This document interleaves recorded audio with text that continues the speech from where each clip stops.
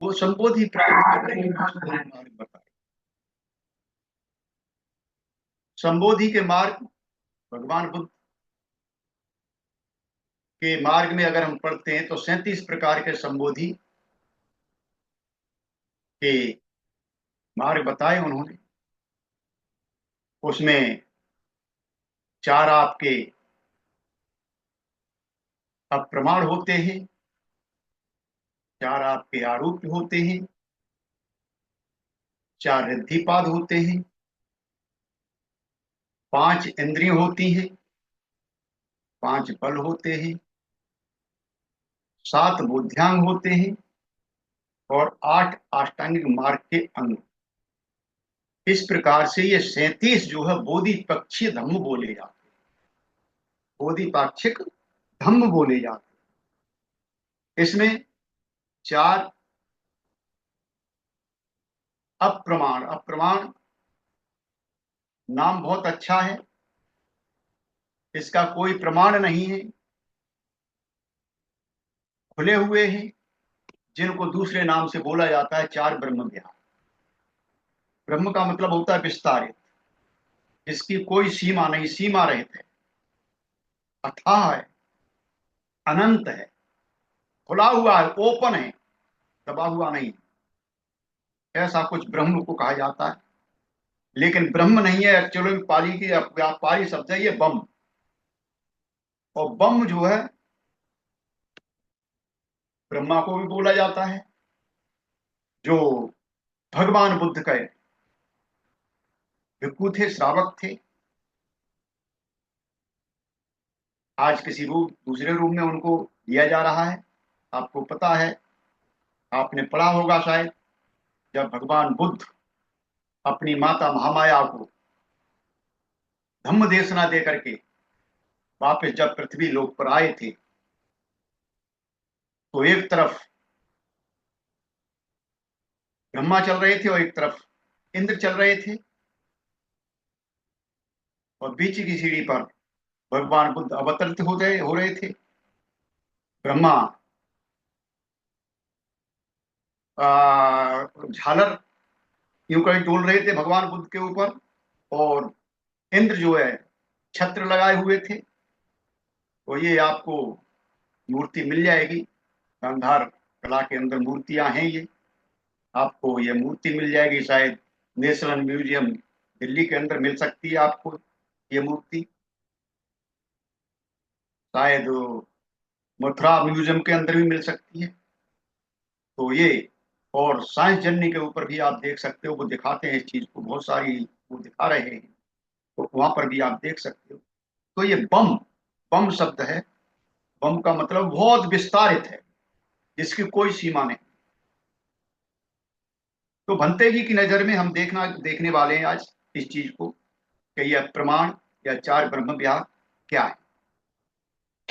तो सबसे पहला ब्रह्म विहार आता है हमारा मैत्री, और आप मंगलवार को मैत्री भावना कर, बहुत अच्छा ब्रह्म विहार है ये। मैत्री का मतलब, मैत्री यानी प्रेम, मैत्ता जिसको पाली में कहा जाता है, संस्कृत में इसको मैत्री कहा जाता है। और ये शब्द जो है मित्र से लिया गया है, जिसका अर्थ मित्र है। बौद्ध ग्रंथों के अनुसार मैत्री ऐसा प्रेम है जो बेहद अपने करीबियों से होता है, करीबी मित्रों से होता है, जो प्रिय मित्र हैं, जिनको हम देहाती भाषा में लंगोटिया यार कहते हैं, जहां पर हम कुछ भी नहीं छुपा छुपा सकते। अपना गूढ़ से गूढ़ बातें हैं जो हमें बतानी नहीं खोल पाते किसी को, अपने मित्र से खोल देते हैं। ऐसी मित्रता, ऐसा महसूस करते हैं कि हम दो नहीं, अकेले एक ही हैं हम। देखने को तो हम दो होते हैं, लेकिन वास्तव में हम विचारों से एक ही होते हैं, और एक दूसरे को हम समझते हैं।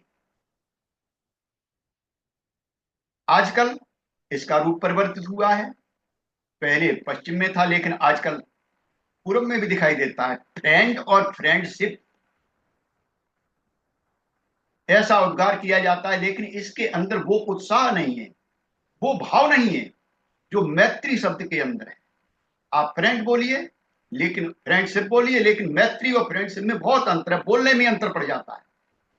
तो ये जो है बहुत ही उथला शब्द है जो हमको बोला जाता है। फ्रेंडशिप जिसको बोलते हैं, बहुत ही कमजोर भावना के रूप में इसको देखा जाता है। इसमें भावना हमारी बलवती नहीं होती है, खिंचती नहीं है, एक दूसरे से जुड़ने का भाव नहीं होता इसके अंदर।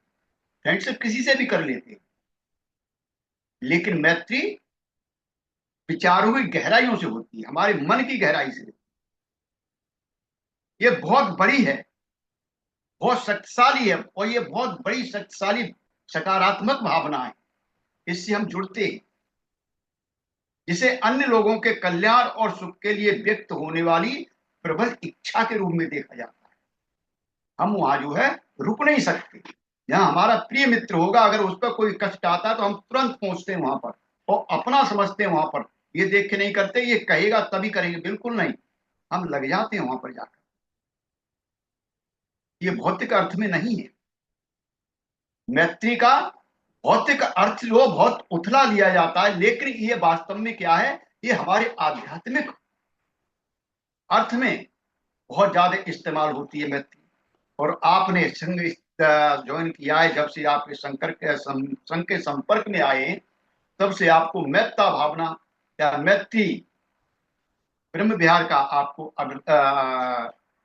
जो अनुभव कराया जाता है, इसका आपको ज्ञान दिया जाता है। नियमित रूप से आपको ये बताया जाता है कि मेत्ता भावना आपको करनी है। एक आनापान सती ध्यान, बेसिक ध्यान बताए जाते हैं दोनों, और एक मेत्ता भावना, ताकि हमारे मन के अंदर मित्रता उत्पन्न हो, मैत्री उत्पन्न हो।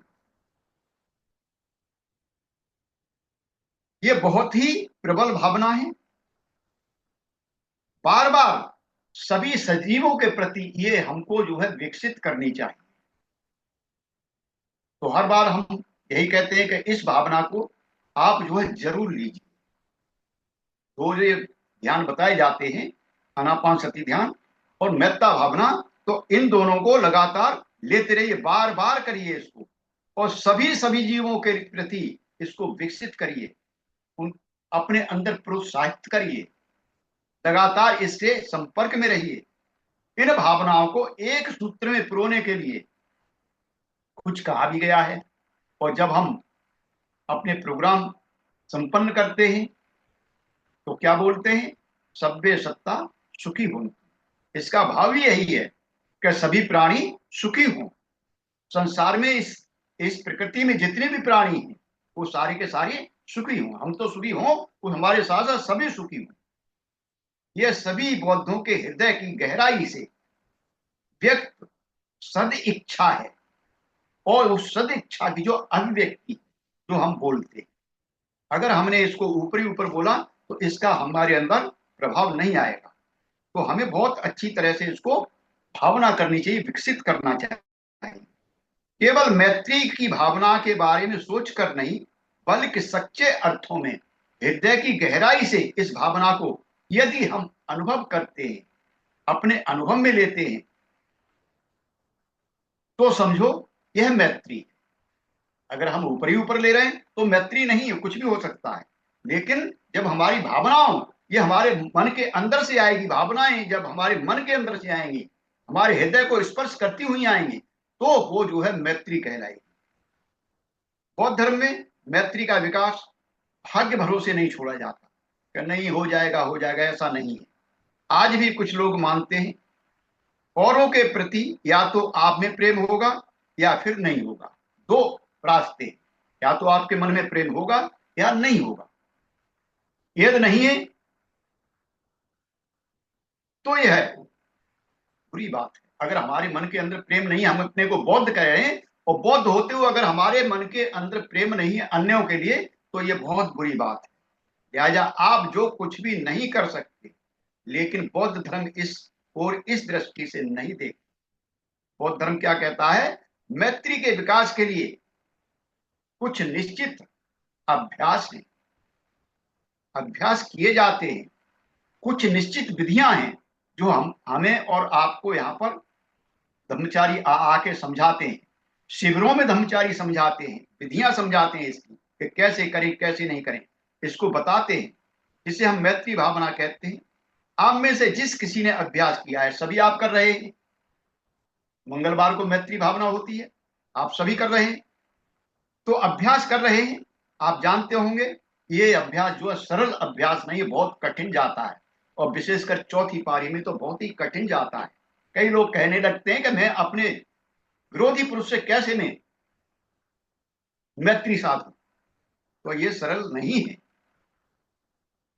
लेकिन अगर हम बार बार इसको करेंगे, दृढ़ता पूर्वक करेंगे, बड़ी लगन से करेंगे, और यदि सफल हो गए, इसमें सफल हो पाते हैं हम मेत्ता भावना के विकास में, तो यह अनुभव हमारे लिए और इस चराचर जगत के लिए, सभी के लिए कल्याणकारी होगा, मंगलकारी होगा, और जो है हमारा विकास करने वाला होगा। ये मैत्री का रूप था। आगे भंते जी कहते हैं, दूसरा ब्रह्म विभाग करुणा, बहुत बड़ी भावना है। ये भी भावना है, ये चारों भावनाएं हैं, बातें नहीं है, सिर्फ ऊपर की बातें नहीं है, भावनाएं विकसित करने के लिए हैं। ये बगैर विकसित किए हमारे पास नहीं आ सकती, हमको इनको उगाना पड़ेगा, हमें कल्टीवेट करना पड़ेगा अपने मन के अंदर। तो दूसरा करुणा, मैत्री से बड़ी ही निकटता है इसकी, मैत्री से बहुत अच्छी तरह से जुड़ी हुई है ये। हमें बताया जाता है कि हमारा जो प्रिय व्यक्ति है, जिसको हम प्रिय समझते हैं, आपके आसपास रहते हैं, आप पारिवारिक हैं, सभी परिवार में साथ रहते हैं, अगर किसी को कुछ दुख हो जाता है तो आप के मन में जो प्रेम उमड़ रहा है, और वो जो है प्रेम जो रूपांतरित होकर के करुणा में बदल जाता है।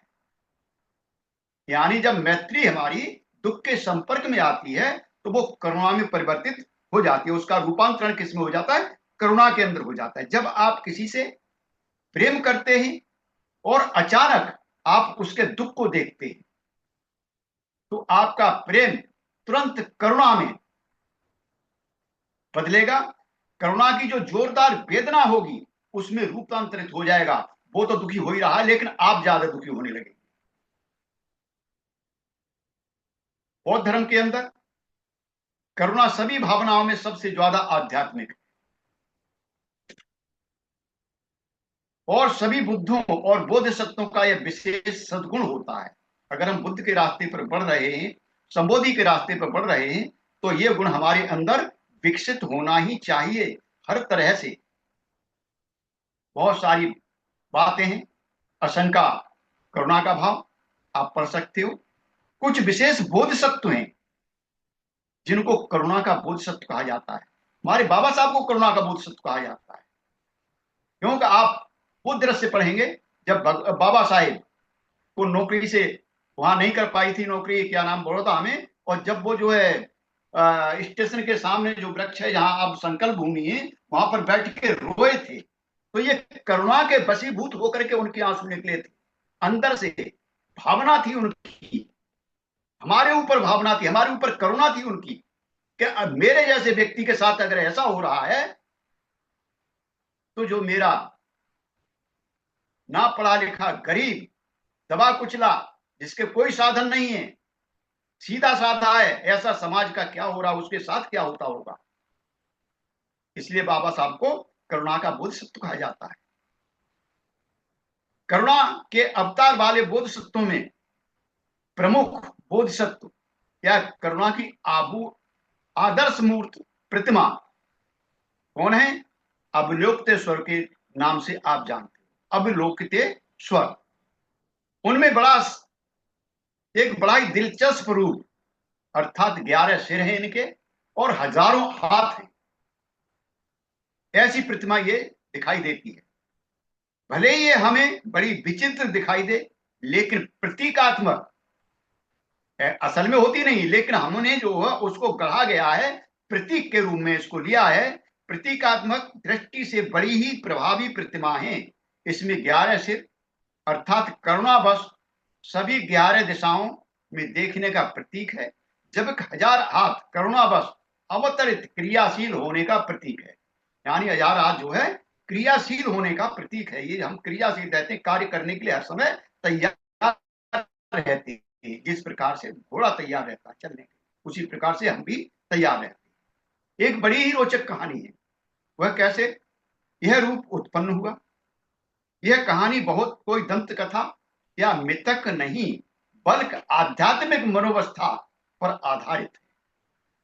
ये कोई कहानी है, कोई दंत कथा नहीं है, ये कोई मिथक नहीं है।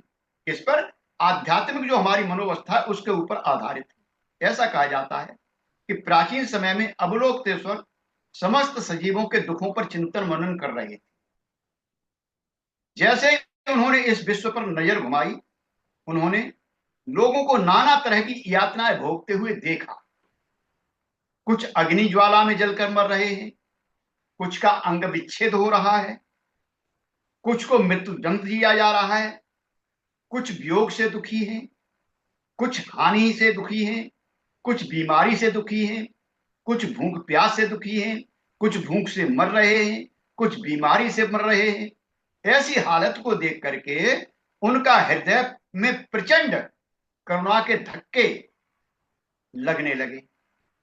उनको संवेग उत्पन्न हुआ और इतना प्रखर हुआ, इतना बढ़ता गया संवेग कि उनके सर के टुकड़े हो गए और 11 टुकड़े हो गए। सर के 11 टुकड़े हो गए। वो सर जो है 11 टुकड़ों में बट गया। जो 11 सिर बनकर 11 दिशाओं की ओर देखने लगे, सभी 11 दिशाओं की ओर देखने लगे। और हाँ, 1000 हाथ जो है, जो दुखी हैं उनकी सहायता के लिए करने लगे, जो दुखी थे उनकी सहायता करने लगे। इस प्रकार 11 सिर और 1000 हाथ वाले अवलोकतेश्वर की सुंदर कल्पना के माध्यम से करुणा के सार को दिखाने का यह जो है एक तरह के प्रतीक है। विश्व के दुख और यातनाओं को किस प्रकार से करुणा से भरा हुआ हृदय महसूस करता है, इसको दिखाने का जो है प्रयास किया गया है। हमारे अंदर भी ऐसी करुणा उत्पन्न होनी चाहिए। बौद्ध मार्गी हैं, बुद्ध की तरफ जा रहे हैं, तो ये हमें कोशिश करना चाहिए कि हम भी जो है अवलोकतेश्वर के एक हाथ बने। एक और है, एक कथा और है इसमें, बहुत अच्छी है, वो भी करुणा की बोधिसत्व बताए जाते हैं। वो क्या है, एक बार एक सुंदर करुणा का प्रतीक बोधिसत्व स्त्री के रूप में दर्शित किया जाता है। उसे जो है दर्शाया जाता है स्त्री के रूप में। उसका नाम है तारा। तारा का अर्थ है उद्धारक, पार उतारने वाला, या तारक होता है, जिसके जन्म की सुंदर कहानी है। बहुत इसकी भी बड़ी सुंदर कहानी है। जिस प्रकार से बोधिसत्व अवलोकतेश्वर की कहानी, उसी प्रकार से इनकी भी कहानी है कि किसी प्रकार अवलोकतेश्वर के आंसुओं से उसका जन्म हुआ, जब वे इस विश्व के दुख की गरीबी को देखकर बहुत दुखी हो रहे थे, बहुत दुखी हो रहे थे, और उनकी आंखों से जो है आंसू निकलने लगे। तो उस आंसुओं से जो है तारा का जन्म हुआ, ऐसा माना जाता है। हो सकता है इन दृष्टांतों को कहानी मानकर कुछ आधुनिक लोग उनकी ओर थोड़ा मुस्कुराएं, थोड़ा हंसें, लेकिन वे कहानियां ही नहीं है, वे केवल दृष्टांत भी नहीं है, बल्कि वे असली गहरी प्रतीकात्मक हैं। उनका आदर्शभूत महत्व है। वे करुणा के रूप में, करुणा के स्वरूप और उनके ठोस रूप को दर्शाते हैं। ये जो है अवलोकतेश्वर की, आप अगर छवि देखना चाहेंगे तो आप असंग का जीवन पढ़ सकते हैं। जो वो करुणा बस एक गले हुए कुत्ते के बच्चे को जो है अपनी जीभ से उसके जो है कीड़े निकालते हैं, उसको देख सकते हो। वहां करुणा का रूप आपको दिखाई देगा। बाबा साहब को अगर गहराई से आप पढ़ना चाहें, चिंतन करना चाहें, मनन करना चाहें, तो उस दृश्य को अपनी आंखों के सामने लाइए। जो बाबा साहब वहां पर रो करके संकल्प कर रहे थे कि अगर मैंने अपने समाज का भला नहीं किया, मैं इनके लिए कुछ नहीं कर पाया, तो मैं अपने को गोली मार के मर जाऊं। क्या भावना थी, आप वहां पर अपने को लेके जाइए, आपको पता चल जाए। करुणा के संबंध सर्वोच्च महत्व दिया गया है। करुणा को जो है महायान में बहुत ही उच्च महत्व दिया गया है। महायानी सूत्र में बुद्ध को यह कहते हुए दर्शाया गया है कि बोधिसत्व अर्थात संभावित बुद्ध है। बोधिसत्व जो है संभावित बुद्ध हैं, कभी भी बुद्ध बन सकते हैं, उन्हें ज्यादा सिखाने की जरूरत नहीं पड़ती है। जो बोधिसत्व हैं उनको जरूरत नहीं पड़ती, वो केवल करुणा से ही अपने को बुद्धत्व को पहुंचा लेते हैं। एक ही ब्रह्म विहार है, करुणा ब्रह्म विहार, इसको ही वो जो है सीख लेते हैं, और इसी से वो पर्याप्त है उनके लिए बुद्धत्व तक पहुंचने के लिए, संबुद्धि तक पहुंचने के लिए। यदि वे केवल करुणा सिखाई जाती है, वह करुणा ही सीखते हैं, यही पर्याप्त है। उनको प्रति समुत्पाद या मध्यम का या योगाचार या धम्म और तो और आर्य अष्टांग मार्ग जानने की आवश्यकता नहीं है। पंत जी ने बहुत सूक्ष्म लिखा है, बहुत निकाल के लिखा है। बाबा साहब को बहुत लोग कहते हैं ये तो हमारे जो है एक नए नए चीवरधारी कह देते हैं तो हमारे उपासक हैं, वो बोधिसत्व का महत्व नहीं समझ रहे। बोधिसत्व का बहुत बड़ा महत्व है कि उनके लिए कोई भी धर्म जो हम पढ़ रहे हैं, 37 बोधिपाक्षिक धर्मों में से एक है ये करुणा, अकेला ये जो है बोधिसत्व को संबोधि तक पहुंचा देता है, उन्हें और धर्म की जरूरत नहीं पड़ती है। अगर बोधिसत्व केवल करुणा, हृदय से केवल करुणा जानता है, वही पर्याप्त है। बुद्ध कहते हैं यदि किसी में केवल करुणा होती है तो समय के साथ साथ उसमें वो सभी गुण, सभी आध्यात्मिक गुण स्वतः ही आ जाते हैं जो संबोधि के लिए आवश्यक होते हैं। अगर उनके अंदर करुणा है तो अपने आप वो गुण आ जाएंगे। यहाँ एक बहुत अच्छी कथा सुनाते हैं, मनते जी बता रहे हैं, आधुनिक जो जापान है उसकी एक बहुत ही हृदय स्पर्शी कथा है, बहुत छोटी सी कथा है। एक लड़का था, फिजूल खर्ची लड़का, बहुत बेकार लड़का था, कुछ काम नहीं करता था, फिजूल खर्ची था। उसकी सारी संपत्ति, धन दौलत बहुत अच्छी उसके पास थी, लेकिन उसका सारा समय धन संपत्ति खत्म हो गया। अच्छा समय खत्म होने के पश्चात वह जो स्वयं से और प्रत्येक चीज से घृणा करने लगा। देखिए, जब हमारे पास कुछ नहीं रहता है तो हम भी उस अवस्था में पहुंच सकते हैं। प्रत्येक चीज से उसे घृणा हो गई, वह जीवन से उब गया। अब उसके पास करने के लिए कोई चीज नहीं रही, कोई चीज सेज बची ही नहीं। उसने जब कुछ नहीं बचा तो उसने अपने मन में ठाना किसी मठ में जाकर के, ध्यान मठ में जाकर के, और मैं जो है भिक्खु बन जाऊं, ऐसा मन में उसके आया। जैसा हमारे यहाँ पर ये देखा जाता है कि जब हम कुछ करने लायक नहीं रहते तो चलो जी चीवर ले लो, चलो कुछ तो मिलता रहेगा। तो इसी प्रकार से उसने सोचा, मन में आ गया, और उसके पास यही एक अंतिम रास्ता था। वास्तव में वह भिक्खु नहीं बनना चाहता था। आज धर्म का पतन क्यों हो रहा है? वास्तव में भिक्खु नहीं बनना चाहते, लेकिन मजबूरी है। घर में खाना नहीं मिलता है, घर में इज्जत नहीं मिलती है, चलो ईवर धारण कर लो, पैर भी छूने मिलेंगे, पैसा भी मिलेंगे, सम्मान भी मिलेगा, सब कुछ मिलेगा, चल देते हैं। उसी प्रकार से वो भी चल गया।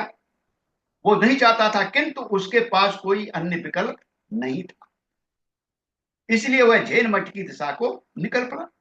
ऐसा बताया जाता है कि उम्मीदवार को मठ के बाहर बर्फ में बैठ करके इंतजार करना पड़ता था। जापान में बर्फ पड़ती है, पूर्वी ध्रुव के अंदर है, तो उधर जो है बर्फ पड़ती है, वहां 3 दिन तक उसे झुक के इंतजार करना पड़ा। वहां बहुत ही सख्त भिक्खु थे, बुजुर्ग भिक्खु थे, मठाधीश थे, बहुत ही सख्त थे, नियमों के बहुत कठोर थे, उनका मिजाज बहुत कठोर था। उस युवा को पूरा सुनने के पश्चात उसने कहा कि अच्छा, उसने कहा कि मैं जो है ध्यान सीखना चाहता हूँ, भिक्खु बनना चाहता हूँ। जब उन्होंने सुन लिया तो बहुत अच्छी बात है, क्या तुम में ऐसी कोई एकाध बात है? उससे पूछा लड़के से, क्या कोई एकाध विशेषता है तुम्हारे पास, कोई ऐसी विशेषता जिसको आप अच्छी तरह से दक्ष हो, उससे अच्छी तरह से आप निभा सको, ऐसा कोई चीज है तुम्हारे अंदर? तो वो लड़का बोला कि हाँ, मेरे अंदर एक चीज है कि मैं शतरंज बहुत अच्छी खेलता हूँ, शतरंज बहुत अच्छी खेलता हूँ। तो उस बूढ़े भिक्षु ने, जो उसके मठाधीश थे, वहां पर एक और बूढ़ा भिक्षु घूम रहा था, उसको हाथ करके यूं करके बुला लिया, क्या इधर आओ। वो निहायत ही बूढ़ा था, कई वर्षों से वो वहां भिक्षु था। उस सेवक से, एक और सेवक से कहा कि एक शतरंज का वो लेके आना।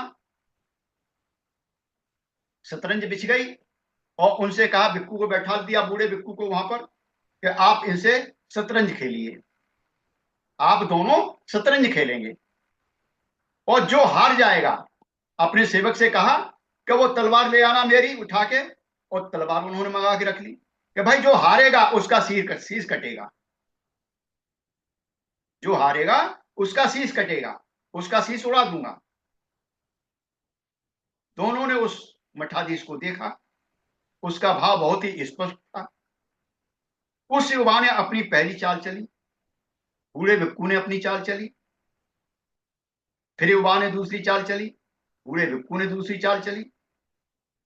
धीरे धीरे देखता क्या, वो युवा यहां से लेकर के और नीचे तक पसीने से भीग गया, क्योंकि उसे डर था अगर हार गया तो मेरी सर जो है गर्दन उड़ा दी जाएगी, मुझे मार दिया जाएगा। इस डर से वो जो है पसीने पसीने हो गया। जब पसीने पसीने हो गया तो फिर उसने अपने को एकाग्र किया, पूरी तरह से एक उसमें लग गया कि मुझे जीतना है, मुझे जीतना है, मुझे जीतना है। और धीरे धीरे करके दर चाल चाल दर चाल वो जो चलता रहा और अपने को जीतने के कगार पर ले आया। जीतने के कगार पर ले आया तो उसे खुशी हुई कि अब मैं जीतने वाला हूं, अब मैं जीतने वाला हूं। जब ये खुशी हुई उसको, तो वो देखता क्या है, आगे सामने वाले के चेहरे पर देखता है। वो भिक्खू जो बूढ़ा बैठा हुआ था, वो उसके चेहरे की तरफ देखता है। कुछ इसके मन में खुशी थी कि मैं जीतने वाला हूं, मैं तो बच जाऊंगा, लेकिन इसका सर कट जाएगा। अब उसको जब उसको ध्यान आया कि इसका सर कट जाएगा, तब वो देखता है कि ये तो भिक्खू जो है 30-40 साल से ये भिक्खू है, यहां पर इतनी मेहनत कर रहा है, बड़े कष्ट सहे हैं इस भिक्खू ने, कठोर अभ्यास भी किया होगा, इसने खूब ध्यान भी किया था,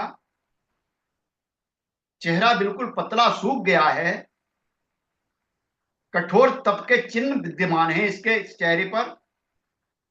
अचानक उस युवा के मन के अंदर ऐसे विचार उठने लगे कि मैं तो फिजूल खर्ची लड़का हूं, मेरे जीवन का क्या, मेरे जीवन से क्या भला होगा, मेरे जीवन का क्या उपयोग है।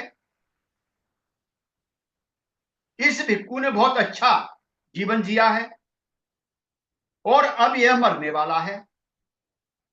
तो करुणा की जो प्रचंड प्रवाह था, जो प्रचंड लहर थी, उसके हृदय के अंदर उमड़ने लगी, उस युवा के अंदर, उसके भीतर ही भीतर उस भिक्खू के लिए बड़ा खेद महसूस होने लगा। अपने मन ही मन वो जो है खेद महसूस करने लगा, अपने मास्टर की आज्ञा पालन करने के लिए बैठा और मरने वाला है। उसने सोचा ऐसा कदापि नहीं होना चाहिए, ऐसा कदापि नहीं होना चाहिए। और अगली चाल जो चली, जानबूझ के उसने गलत चाल चली, युवा लड़के ने। फिर उस भिक्खू ने चली, फिर दूसरी चाल भी उसने गलत चल दी। अब वो हारने कगार पर पहुंच गया। और जब ये चीज मठाधीश ने देखी, तो वो वहां से उठा और शतरंज को इधर हाथ मार के इधर उधर कर दिया, पखेर दिया, खत्म कर दिया उस गेम। और बोला कि ना कोई, ना ये जीता ना तू जीता, कोई में ना हारा और ना कोई जीता, खेल बिगाड़ दिया। इतना कह के फिर उस युवा से बोला, वो जो युवा झेल सीखने आया था, आज तुमने दो बातें सीखी, आज तुमने दो बातें सीखी। कौन सी? एक तो एकाग्रता, जब उसको भय लगा कि मैं मर जाऊंगा, ये गर्दन काट देगा, तो एकाग्र होकर वो जो है खेलने लग गया, एकाग्रता। और दूसरी आपने करुणा सीखी, क्या ये भिक्खू मर जाएगा, इसने बहुत अच्छा जीवन जिया है, मेरी वजह से ये मर जाएगा, इसलिए उसके घर, उसके मन के अंदर करुणा जो है जागृत हो गई। तुम निश्चित रूप से आगे बढ़ोगे। अन्य महायानी सूत्रों की तरह यह कहानी यही सिखाती है कि जिस किसी चीज की आवश्यकता है वह करुणा है। उस युवा का संपूर्ण जीवन अस्त व्यस्त था, बर्बाद हो चुका था।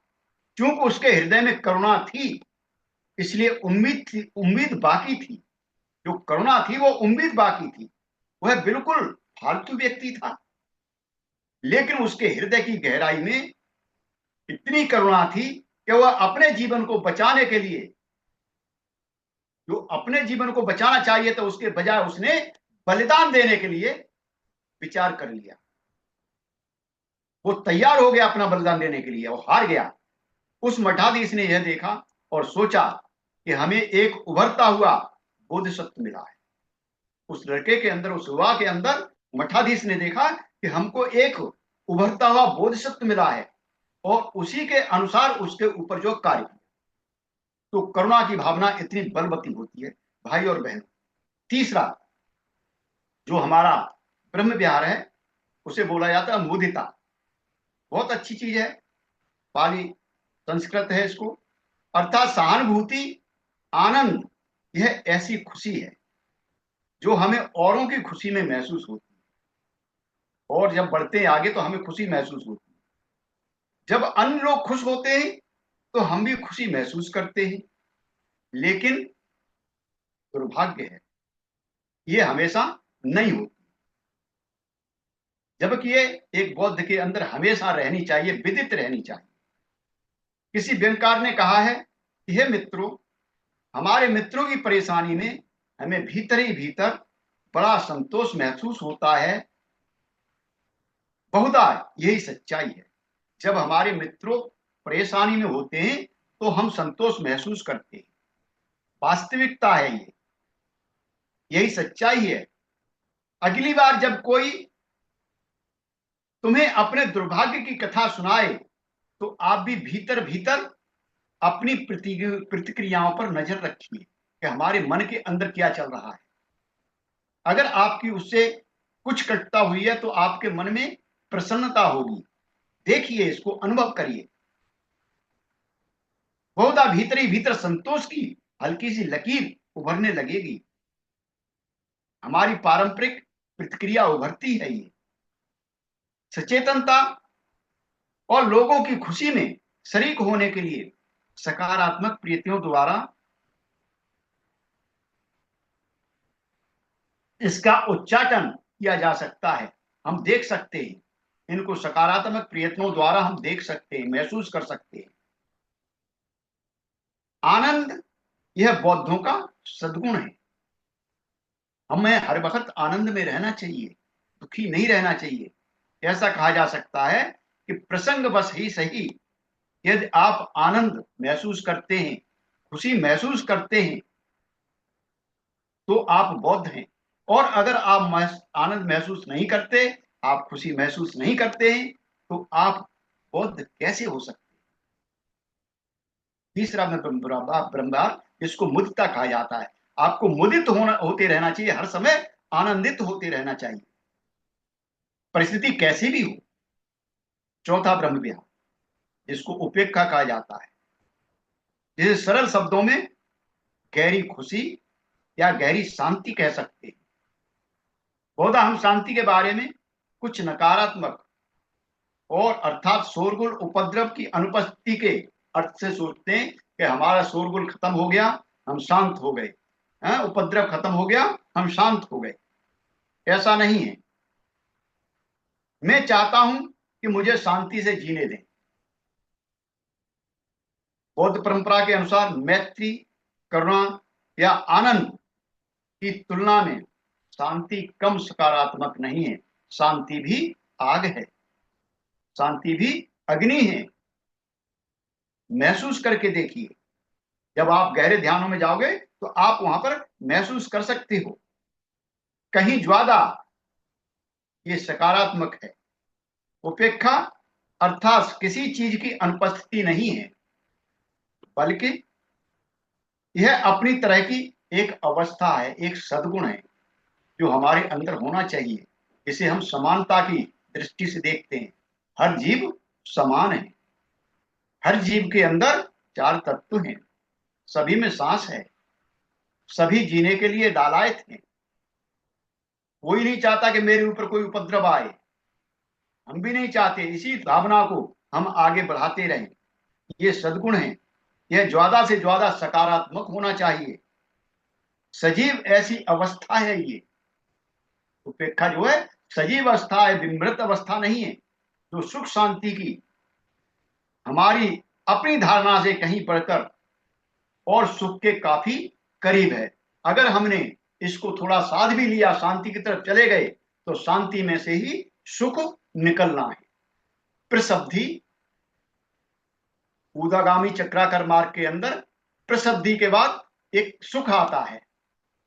प्रसब्धि का मतलब है महाशांति, महाशांति, एकदम शांत हो जाते हैं। जिस प्रकार से कोई बच्चा है, भूखा है, रो रहा है, बड़ी बुरी तरह से रो रहा है, और उसकी माँ ने उसको लेकर के अपनी छाती से जैसे ही लगाया, और वो एकदम सुपक सुपक के और जो है दूध पीता हुआ सो जाएगा, महाशांति मिल जाएगी।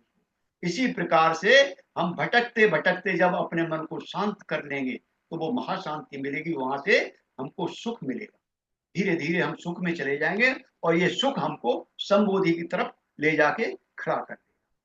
तो आपने मेरे को बहुत ध्यानपूर्वक सुन लिया। आप सभी का बहुत बहुत पुण्यानुमोदन।